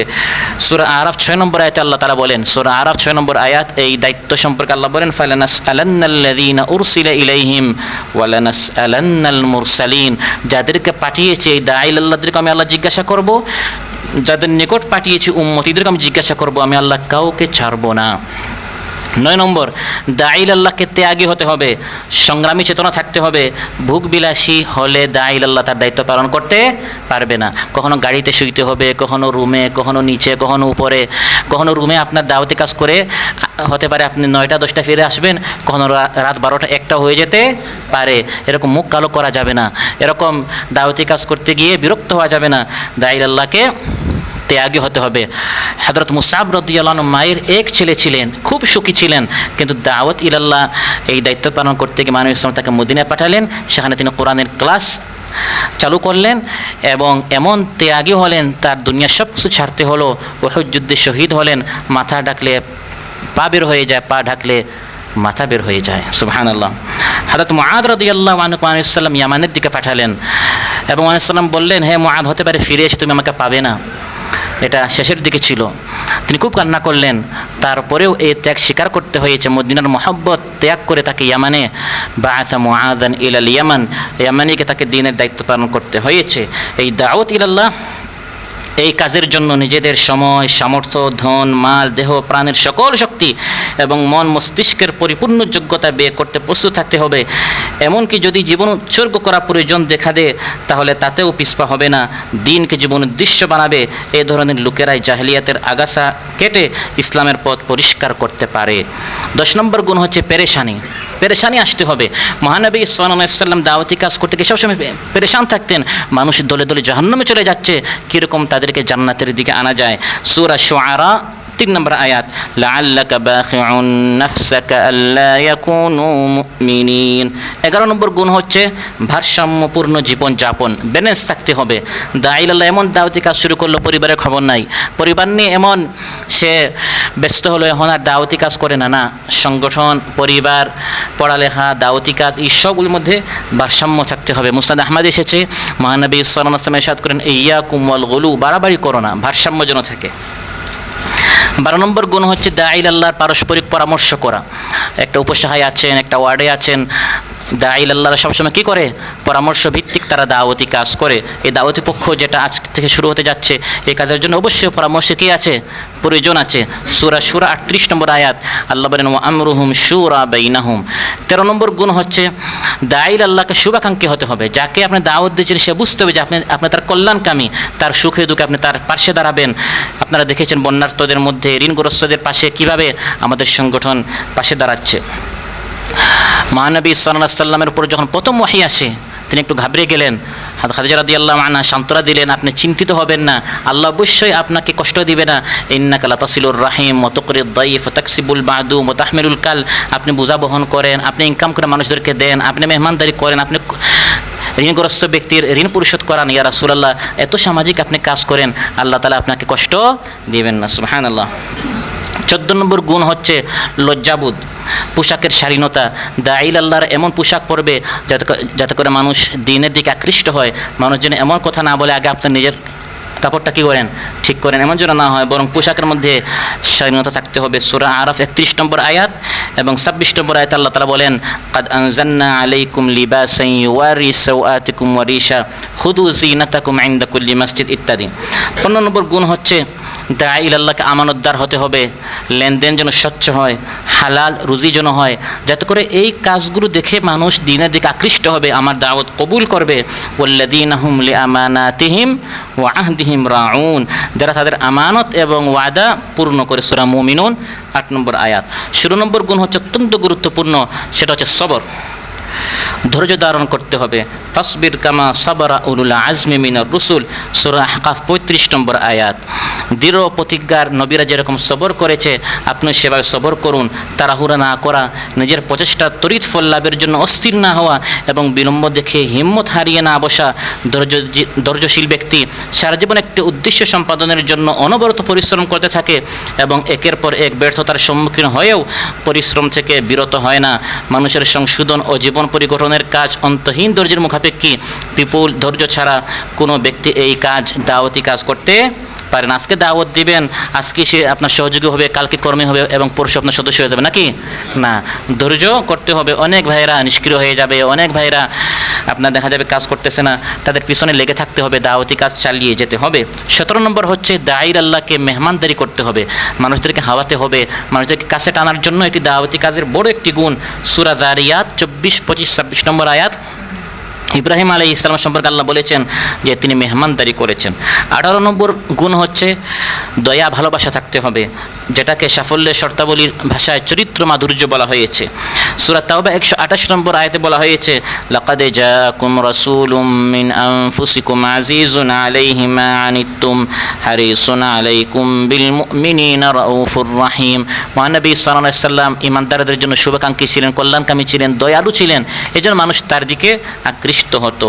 দায়ীকে সৃষ্টির প্রতি সহানুভূতিশীল এবং মানবতার দরদী হতে হবে, ভদ্র ও কোমল স্বভাব সম্পন্ন হতে হবে, মিষ্টভাষী সদালোপী হতে হবে। তার দ্বারা কোনো ক্ষতি হবে এমন কোনো ধারণাও যেন কেউ পোষণ করতে না পারে, বরং তার নিকট থেকে সবাই কল্যাণ এবং উপকার কামনা করবে। সে নিজের প্রাপ্যের চাইতে কমের উপর খুশি হবে এবং অন্যকে তার প্রাপ্যের চাইতে বেশি দিতে প্রস্তুত থাকবে। সে নিজের দুষ্ত্রুটি স্বীকার করবে এবং অন্যের গুণাবলী কদর করবে। সে অন্যের দুর্বলতার প্রতি নজর না দেওয়ার মতো বিরাট হৃদয়পটের অধিকারী হবে। অন্যের দুষ্ত্রুটি বাড়াবাড়ি মাফ করে দিবে এবং নিজের জন্য কারোর উপর প্রতিশোধ নিবে না। এভাবে দাঈর আল্লাহকে এই সকল ভালো গুণে গুণান্বিত হতে হবে। 19 নম্বর গুণ হচ্ছে বদ আখলাক বর্জন করতে হবে। বদ যত আখলাক আছে, চরিত্র আছে, এগুলো বর্জন করতে হবে। সূরা আলে ইমরান 159 নম্বর আয়াতে আল্লাহ বলেন, হে নবী, আপনি যদি কর্কশ হতেন, কঠিন হতেন, আপনার আখলাকটা যদি নিকৃষ্ট হতো, তাহলে মানুষ আপনার থেকে কী হতো, দূরে চলে যেত। ওয়ালাউ কুনতা ফাযযান গালিযাল কলবি লানফাদ্দু মিন হাওলিক। দাঈল আল্লাহর আখলাক সুন্দর হতে হবে, বদ আখলাক বর্জন করতে হবে। এই বদ আখলাক সম্পর্কে আপনারা পুরা সূরা হুজুরাত পড়বেন, এখানে আল্লাহ তাআলা অনেক বদ আখলাক সম্পর্কে বলেছেন। গুজব ছড়ানো, কানাকানি, ফিসফিসানি করা, মুশকারি, ঠাট্টা বিদ্রুপ করা, গীবত পরনিন্দা করা, চুগলখড়ি করা, কুধারণা করা, গোয়েন্দাগিরি করা, অহংকার, গর্ব, হিংসা, মেজাজের ভারসাম্যহীনতা ইত্যাদি। এই সকল বদ আখলাকগুলো দাঈল আল্লাহ কী করতে হবে? 20 এবং 21 নম্বর দুটি গুণ আলোচ্যত আল্লাহ বলেছেন, বিল হিকমাতি ওয়াল মাউইযাতিল হাসানা। 20 নম্বর হচ্ছে হিকমত, 21 নম্বর হচ্ছে আল মাউইযাতুল হাসানা। 20 নম্বর হচ্ছে হিকমা। ইসলামের দিকে ডাকার ক্ষেত্রে একজন দাঈর 2টা গুরুত্বপূর্ণ আসালি পদ্ধতির কথা এই আয়াতে বলা হয়েছে। একটি হচ্ছে হিকমত আর একটা হচ্ছে আল মাউইযাতুল হাসানা। হিকমত হচ্ছে ইসলামী দাওয়াত প্রচারে হিকমা অবলম্বনের গুরুত্ব তাৎপর্যপূর্ণ। তবে ইসলামী দাওয়াতের কার্যক্ষেত্র বা পরিধি যেমন ব্যাপক, হিকমতের পরিধিও অনেক ব্যাপক। হিকমতের পরিচয় কি? হিকমা একটি ব্যাপক অর্থবহ শব্দ। এর অর্থ হচ্ছে জ্ঞান, বিজ্ঞান, তত্ত্বজ্ঞান, দর্শন, বিচক্ষণতা, সরল মনা, চিন্তা ও তীক্ষ্ণ বুদ্ধি বিবর্জিত, যার হিকমত নাই, সরল সোজা লোক, সেই লোকটা যতই নেককার হোক না কেন সমাজ সংস্কারের কাজ তার দ্বারা কঠিন হবে। এজন্য গভীর দৃষ্টি, চিন্তা শক্তি, বুদ্ধি বিবেচনা শক্তির প্রয়োজন। এই কাজ একমাত্র তাদের দ্বারাই সম্পাদিত হতে পারে যারা পরিস্থিতি সম্পর্কে ওয়াকিফহাল, বিচার বিবেচনা ও সিদ্ধান্ত গ্রহণের ক্ষমতা রাখে এবং জীবন সমস্যা বুঝার ও সমাধানের যোগ্যতা রাখে। দাওয়াত দানে অবস্থা অনুধাবন করে, সময় স্থান পরিবেশ বুঝে দাওয়াত উপস্থাপন করে। এই সব গুণকে এক কথায় বলা হয় হিকমা। নিজের কাজ সম্পাদন করার পদ্ধতি জানা এবং তার পথে আগত যাবতীয় বাধা বিপত্তি, প্রতিবন্ধকতা বিরোধিতার মোকাবেলা করার সঠিক পদ্ধতি গ্রহণ করাকেও হিকমত বলা হয়। হিকমতের উদাহরণ 6টি উদাহরণ উল্লেখ করব। কয়টা উদাহরণ? কয়টি? কিসের? হিকমতের 1 নম্বর উদাহরণ হচ্ছে উপস্থিতির অবস্থা, যোগ্যতা, মন অনুযায়ী দাওয়াত দেয়া। এটা হচ্ছে হিকমত। সব জায়গায় সব কথা বলতে নাই, সামনে উপস্থিতি কারা এই আলোকে এবং যারা উপস্থিত আছে তাদের মান যোগ্যতার আলোকে দাওয়াত দেওয়া, এটা হচ্ছে হিকমত। প্রত্যেক ব্যক্তিকে একই ঔষধ না দিয়ে বরং প্রত্যেকের মেজাজ রোগ নির্ণয় করে চিকিৎসা করা, প্রত্যেককে একই লাঠি দিয়ে না হাঁকিয়ে বরং প্রত্যেক ব্যক্তি শ্রেণী ও দলের বিশেষ অবস্থা অনুধাবন করে সেই অনুযায়ী তাদের সাথে ব্যবহার করা। আপনারা দেখবেন আমির জামাত এবং দায়িত্বশীলদের বক্তব্য ফলো করবেন। রুকুন সম্মেলনে, কর্মী আপনার সমাবেশে, জনসভা, উলামা, পেশাজীবী এবং ব্যবসায়ী আপনার সমাবেশ, আইনজীবী ফোরাম, ছাত্রদের নিয়ে আপনার বৈঠক, বোনদের বৈঠক, কূটনৈতিক, সংসদের বক্তব্য, দাওয়াতি সমাবেশ, ইফতার মাহফিল, সিরাত মাহফিল, সব জায়গায় তারা এক কেসের বাজায় না, এক কথা সব জায়গায় বলে না। সামনে উলামা থাকলে এক ধরনের কথা, বোনরা থাকলে আরেক ধরনের, সংসদের বক্তব্য একরকম, মাঠ ময়দানের আরেক রকম। এটা হচ্ছে দাওয়াতের হিকমত। স্থান কালপাত্র বুঝে দাওয়াত দিতে হবে। বুখারীতে এসেছে মহানবী সাল্লাল্লাহু আলাইহি ওয়াসাল্লাম হযরত মুআযকে যখন ইয়ামানের দিকে পাঠান বলেছেন, ইন্নাকা তা'তি কওমান মিন আহলিল কিতাব, হে মুআয তুমি আহলে কিতাবদের নিকট যাচ্ছ। কারণ মক্কাবাসী এবং আরব ছিল উম্মি, তাদের নিকট কিতাব নেই, এদেরকে দাওয়াত দেওয়া একরকম, আর আহলে কিতাব যারা আলিম তাদেরকে দাওয়াত দেওয়া আরেক রকম। এই জন্য তাদের নিকট মহানবী ইসলাম সবচেয়ে জ্ঞানী সাহাবী হযরত মুআযকে পাঠিয়েছেন। হিকমতের 2 নম্বর ধরন হচ্ছে পরিস্থিতির আলোকে দাওয়াত দেয়া, কখনো গোপনে, কখনো প্রকাশ্যে, কখনো সমাবেশে, কখনো ব্যক্তিগত কন্ট্রাক্টে যোগাযোগে দাওয়াত দিতে হবে। বর্তমান আমাদের সংগঠনের দাওয়াতের সিস্টেম আর গত 16 বছর একরকম ছিল না। এটা হচ্ছে হিকমত, এটা কোনো ভয় নয়। এতদিন গোপনে কেন? এটা ভয় নয়, এটা হচ্ছে হিকমত। মহানবী সাল্লাল্লাহু আলাইহি সাল্লাম প্রথম 3 বছর দারুল আরকামে তিনি গোপনে দাওয়াত দিয়েছেন। তারপর যখন প্রকাশ্যে দাওয়াত দেওয়ার হুকুম আসলো, সাফা পাহাড়ে দাঁড়িয়ে তিনি প্রকাশ্যে দাওয়াত দিয়েছেন। এটা ছিল হিকমত। এই হিকমত সম্পর্কে সূরা নূহ 8 এবং 9 নম্বর আয়াতে আল্লাহ তাআলা বলেছেন, সুম্মা ইন্নী দাউতুহুম জিহারা সুম্মা ইন্নী আ'লানতু লাহুম ওয়া আসরারতু লাহুম ইসরারা। আমি কখনো প্রকাশ্যে এলান করেছি, প্রকাশ্যে দাওয়াত দিয়েছি, হযরত নূহ বলেন, আবার কখন আমি গোপনে কন্ট্রাক্ট করেছি। পরিস্থিতির প্রতি নজর রাখা, সময় সুযোগ অনুধাবন করা এবং কোন সময়ে কোন ব্যবস্থা অবলম্বন করতে হবে এসব জানাও হিকমতের পরিচয়। অবস্থা না বুঝে অন্ধের মতো পা বাড়িয়ে দেয়া, অসময়োচিত কাজ করা, কাজের সময় ভুল করা গাফিল বুদ্ধি বিবেচনাহীন ব্যক্তির কাজ। এই ধরনের লোকেরা নিজেদের উদ্দেশ্য সম্পাদনের জন্য যতই সততা এবং যতই ভালো লোক হোক না কেন, কিন্তু দিন দিন তার এই মিশনটা দুর্বল হয়ে যাবে হিকমত না থাকার কারণে। 3 নম্বর হিকমতের উদাহরণ হচ্ছে পরিস্থিতি পরিবেশ অনুযায়ী কোন বিষয়কে প্রাধান্য দিবে। আপনি দাওয়াত দিবেন কিন্তু সব কথা প্রথম ক্লাসে বলতে নেই, কোনটা আগে বলবেন কোনটা পরে বলবেন, এটাও হিকমত। আপনি সহযোগীর নিকট, আজকে আমি যে আলোচনা করছি এটা সহযোগীদের সামনে বলাটা হিকমতের খেলাফ। এই দাওয়াতের কাজ নিয়ে সহযোগীদের সামনে দাওয়াত হবে, কথা হবে একটু আরেক ধরনের, কর্মীদের সামনে আরেক ধরনের, সদস্যদের সামনে আরেক ধরনের, উলামাদের সামনে আরেক ধরনের, এভাবে এক এক শ্রেণীর সামনে এক এক রকম এবং পর্যায়ক্রমে দাওয়াত দিতে হবে। একজন ভাইকে যখন আপনি সহযোগী বানাবেন, প্রথমে তাকে আপনি বৈঠকের কথা বলবেন, তারপর আপনি তাকে আল্লাহ পথে খরচের কথা বলবেন, 5% কথা আপনি তাকে একদিন বলবেন, কিন্তু সেটা আজ নয়, এটা হিকমতের খেলাফ। এটা বলবেন 1 বছর পর, 2 বছর পর। এর দলিল হচ্ছে বুখারীতে মহানবী সাল্লাল্লাহু আলাইহি ওয়াসাল্লাম হযরত মুআযকে যখন পাঠান ইয়ামানে বলেছেন, আগে তাদেরকে দাওয়াত দাও তাওহীদের, এটা মানলে তারপর নামাজের, এটা মানলে তারপর যাকাতের। এটা হচ্ছে দাওয়াতের হিকমত। কোনটা আগে বলবেন কোনটা পরে বলবেন, এটা দায়ীকে কী করতে হবে, জানতে হবে। পরেরটা আগে বলে ফেললে আপনার দাওয়াতের ময়দান নষ্ট হয়ে যেতে পারে। এরপরের যে হিকমত সেটা হচ্ছে, এটা কত নাম্বার? 4 নাম্বার, রোগ অনুযায়ী সময় উপযোগী বিষয় নির্ধারণ করা।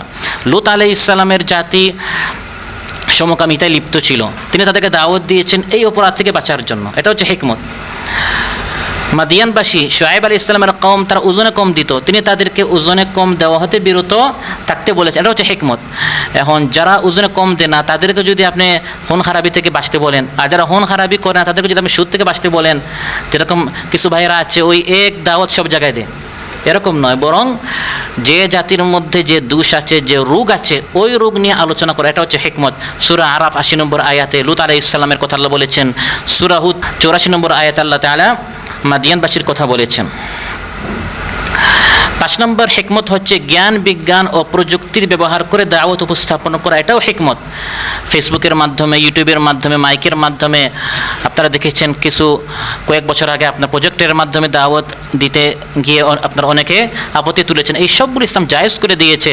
প্রযুক্তি ব্যবহার করে আপনার দাওয়াত দেওয়া এটাও একটা হিকমত, কারণ খুব দ্রুত ইসলাম অন্যান্যদের নিকট পৌঁছে যাবে। এর দলিল সূরা নামল 44 নম্বর আয়াত, আপনার পড়ে নেবেন, সেখানে একটা প্রযুক্তির কথা সুলাইমান আলাইহিস সালামের ঘটনা বলা হয়েছে। 6 নম্বর যেটা বলবো সর্বশেষ হিকমতের উদাহরণ, সেটা হচ্ছে উপস্থিতির ভাষায় দাওয়াত দেওয়া হচ্ছে হিকমত। সবাই বুঝে বাংলা ভাষায়, আমি যদি আরবিতে শুরু করি, আমার আরবি বুঝান আপনার দেখানোর জন্য, এটাকে হিকমত হবে? অনেকে প্রশ্ন উঠিয়েছে যে আমাদের দেশের প্রখ্যাত এবং জনপ্রিয় একজন বক্তা মিজানুর রহমান আজহারি, তিনি ইংলিশে কেন আপনার কথা বলেন? তো একসময় ফার্সি উর্দু মানুষ বুঝতো, এখন মানুষ কি বুঝে? ইংলিশ বুঝে, যেন এখন ইংলিশে কিছু শব্দ আনা, এটাও হিকমত। যে ভাষায় মানুষ বুঝে সেই ভাষায় কথা বলার দাওয়াত দেয়, এটা হচ্ছে হিকমত। সূরা ইব্রাহিম 4 নম্বর আয়াত, ওয়া মা আরসালনা মির রাসূলিন ইল্লা বিলিসানি কওমিহি, আমি প্রত্যেক নবীকে তার জাতির ভাষাভাষী করে পাঠিয়েছি। অন্য ভাষায় কথা বলে, ফার্সিতে কথা বললেন, আপনার কয়জন বুঝে? ফার্সি আপনার শেয়ার শুরু করলেন, অনেক বক্তারা এখন আপনার ফার্সি কথা বলে, সামনে কেউ বুঝে না। এভাবে দায়ীর আল্লাহগণ পরিবেশ পরিস্থিতি অনুধাবন করে জ্ঞান বিজ্ঞান প্রযুক্তির ব্যবহার করে মানুষের কাছে ইসলামের সমহান আদর্শের দাওয়াত পৌঁছে দিবে। 21 নম্বর গুণ, সর্বশেষ গুণ হচ্ছে কি? আল মাওয়াইযাতুল হাসানা, উত্তম ভাষণ। উত্তম ভাষণ, এই 21 নম্বর, এটা কিসের গুণ? এই 21 কোথা থেকে শুরু হয়েছে? দায়ীর আল্লাহর গুণাবলী সর্বশেষ হচ্ছে আল মাওয়াইযাতুল হাসানা। মাওয়াইযাতুল হাসানা পদ্ধতির অনুসরণ করার মাধ্যমে বিরোধী শক্তিকে মোকাবেলা করা সম্ভব। ইসলামী দাওয়াতের এটি একটি গুরুত্বপূর্ণ মাধ্যম। এই পদ্ধতি অবলম্বনের মাধ্যমে দাওয়াত দ্রুত সম্প্রসারণ সম্ভব। এই আয়াতে হিকমত অবলম্বনের পরেই মাওয়াইযা হাসানা অবলম্বনের কথা বলা হয়েছে। হিকমতের কাজ হচ্ছে ব্রেইনের সাথে, আর মাওয়াইযাতুল হাসানার কাজ হচ্ছে জবানের সাথে।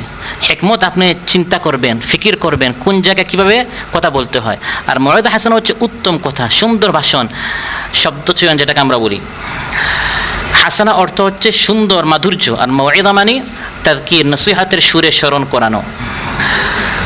মাওয়াইযা হাসানার 3টা উদাহরণ দিব। 1, বন্ধুত্বপূর্ণ নরম উত্তম ব্যবহার করা, সাবলীল ভাষা, শান্তশিষ্ট ও ধীর স্থির চিত্তে এবং সুন্দর আচরণ করে দাওয়াত দেয়া। সূরা হামিম সাজদা 34 এবং 35 নম্বর আয়াতে আল্লাহ তাআলা বলেন, ইদফা বিল্লাতি হিয়া আহসান ফাইদাল্লাযী বাইনাকা ওয়া বাইনাহু আদাওয়া কাআন্নাহু ওয়ালিয়্যুন হামিম। 2 নম্বর মাওয়াইযা হাসানা হচ্ছে হৃদয়গ্রাহী শুদ্ধ সাবলীল প্রাঞ্জল ভাষায় মাওয়াইযা, এটা হচ্ছে মাওয়াইযা হাসানার একটি উদাহরণ। আপনি যখন দাওয়াত দিবেন আপনার ভাষাটা যেন শুদ্ধ হয়, সাবলীল হয়, প্রাঞ্জল ভাষায় হয়, হৃদয়গ্রাহী হয়। ভাষা শব্দচয়ন হচ্ছে দাওয়াতের অন্যতম একটি হাতিয়ার। অনেক সময় সত্য কথা, কিন্তু ভাষা সুন্দর না হওয়ার কারণে, ভাষাটি শুদ্ধ না হওয়ার কারণে, সাবলীল না হওয়ার কারণে মানুষ কী করে না? গ্রহণ করে না। এর দলিল হচ্ছে সূরা কাসাস 34 নম্বর আয়াত, ওয়া আখি হারুন হুয়া আফসাহু মিন্নি লিসানা, হে আল্লাহ আমার ভাই হারুনকে আমার সাথে নবী পাঠান। কেন? তিনি আমার চেয়ে বেশি মোটা, বেশি লম্বা, বেশি সুন্দর না, আফসাহু মিন্নি লিসানা, তিনি আমার চেয়ে বেশি সুন্দর কথা বলতে পারেন। তার মানে দায়ীল আল্লাহর অন্যতম একটি গুণ হচ্ছে তাকে সুন্দর ভাষাভাষী হতে হবে, এটা হচ্ছে আল মাওয়াইযাতুল হাসানা। আর যদি আপনার ভিতরে এই দুর্বলতা থাকে, এবং প্রত্যেকের মধ্যে আছে, আল্লাহ দোয়া শিখিয়ে দিয়েছেন, রব্বি ইশরাহ লি সাদরি ওয়া ইয়াসসির লি আমরি, এটা সূরা তাহা 25 থেকে 28 নম্বর আয়াতে এই দোয়াটি আপনারা পাবেন। আল মাওয়াইযাতুল হাসানার 3 নম্বর ধরন হচ্ছে বা উদাহরণ হচ্ছে কঠিন ও জটিল নয়, বরং সহজ করে দাওয়াত উপস্থাপন করা। খুব উচ্চ ভাষায় সাহিত্যিক ভাষায় আমি দাওয়াত দেওয়া শুরু করলাম, মানুষ কিছুই বুঝলো না, এটা আল মাওয়াদাতুল হাসানা নয়। মাওয়াদাতুল হাসানা হচ্ছে যত সহজ করে পারেন মানুষকে বোঝানো। আমাদের অধ্যাপক গোলাম আজম সাহেবের মানে বইগুলো আপনারা পড়বেন, অনেক কঠিন কঠিন বিষয়কে অত্যন্ত সহজভাবে তিনি মানুষের নিকট কী করে দিয়েছেন। এটা হচ্ছে ইয়াসসিরু ওয়ালা তুআসসিরু বাশশিরু ওয়ালা তুনাফফিরু, বুখারীতে এসেছে।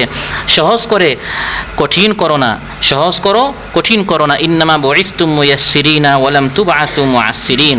অতএব দাওয়াত দেওয়ার সময় এই দুটি জিনিসের প্রতি নজর রাখতে হবে, একটা হচ্ছে হিকমত আর একটা হচ্ছে আল মাউইদাতুল হাসানা। কিন্তু কখনো কখনো দায়ের কথা মানুষ মানে না, বরং ঝগড়া করা শুরু করে, তর্ক করা শুরু করে। তখন আপনি কী করবেন সেটাও আল্লাহ শিখিয়ে দিয়েছেন, ওয়াজাদিলহুম বিল্লাতি হিয়া আহসান। আল্লাহ বলেন ঝগড়ার সময় ঝগড়া করিও কিন্তু সুন্দরভাবে। সুবহানাল্লাহ, তর্ক করো কিন্তু সুন্দরভাবে। এই বিষয়ে সূরা তাহা ৪৪ নম্বর আয়াতে আল্লাহ বলছেন, ফাকুলা লাহু কাওলাল লাইয়িনা। ফিরআউনের সাথে নরম কথা বলো, যদি তর্ক করতেও হয় তর্কটা যেন কী হয়, সুন্দরভাবে। যেমন ফিরআউন তর্ক শুরু করেছিল, মার রাব্বুকুমা ইয়া মূসা, তোমাদের রবকে। তিনি সুন্দরভাবে বলেছেন, আমাদের রব হচ্ছেন তিনি যিনি সব কিছু সৃষ্টি করেছেন, সঠিক পথ দেখিয়েছেন। ফিরআউন বলে, তাহলে আগের লোকদের কী হবে, আমাদের বাপদাদের কী হবে? তিনি বললেন, ইলমুহা ইনদা রাব্বি ফি কিতাব, সেটা আমার রব জানেন। কারণ বাপদাদা জাহান্নামে বললেও সমস্যা, সে আপনার উত্তেজিত হয়ে যাবে। আর যদি বলেন জান্নাতে, তাহলে তো তার তো আপনার মুশরিক ছিল, এই জন্য তিনি মাঝে মাঝে উত্তর দিয়েছেন, সেটা আমার আল্লাহ জানেন। এভাবে দাঈ ইলাল্লাহকে ঝগড়ার সময় সুন্দরভাবে জবাব দিতে হবে। এই বিষয়টা আপনারা সূরা বাকারা 258 নম্বর আয়াতে পাবেন। ইব্রাহিম আলাইহিস ইসলামের সাথে নমরুদ ঝগড়া করেছিল, তিনি কিভাবে এর মোকাবেলা করেছেন।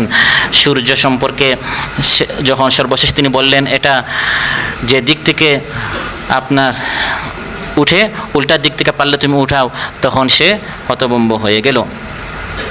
আয়াতের সর্বশেষ বাক্য হচ্ছে, ইন্না রাব্বাকা হুয়া আ'লামু বিমান দাল্লা আন সাবিলিহি ওয়া হুয়া আ'লামু বিল মুহতাদিন।